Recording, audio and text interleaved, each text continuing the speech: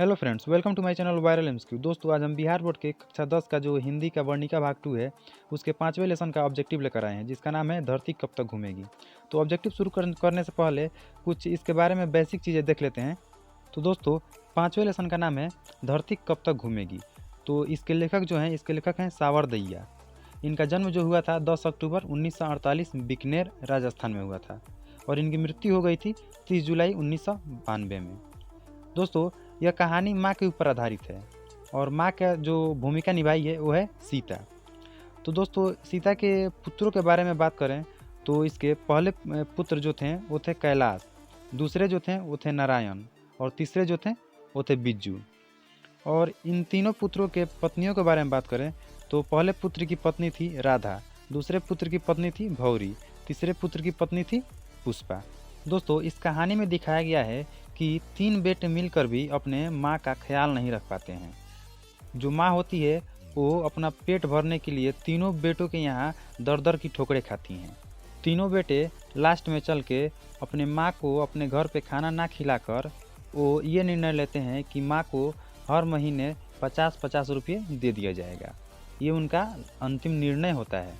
चलिए दोस्तों, देखते हैं इस लेसन का पहला ऑब्जेक्टिव क्वेश्चन। पहला है, सीता को अपने घर में कैसा महसूस होता था। तो सीता को जो अपने घर में महसूस होता, घुटन सा। ऑप्शन ए बिल्कुल सही उत्तर है। क्वेश्चन 2 देखते हैं दोस्तों। क्वेश्चन 2 कहता है कि धरती कब तक घूमेगी शीर्षक कहानी के कहानीकार कौन है।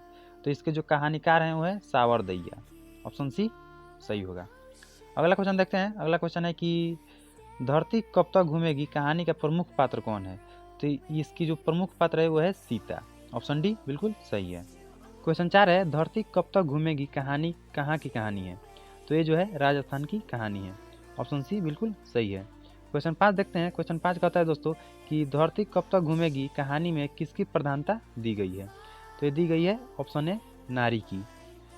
अगला प्रश्न है कि धरती कब तक घूमेगी किस भाषा की रचना है। तो यह है राजस्थानी भाषा की। ऑप्शन बी बिल्कुल सही है।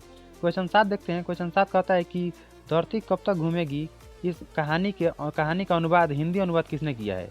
तो ये स्वयं सावरदइया किए हैं, इस कहानी के कहानीकार। क्वेश्चन 8 देखते हैं। क्वेश्चन 8 कहता है दोस्तों कि धरती कब तक घूमेगी संकलित है।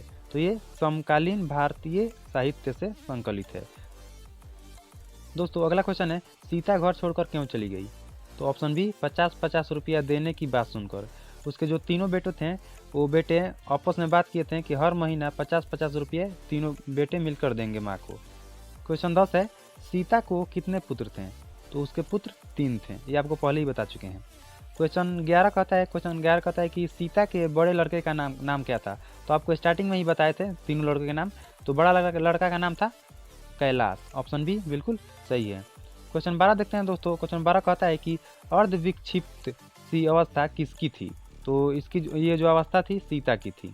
ऑप्शन सी बिल्कुल सही है।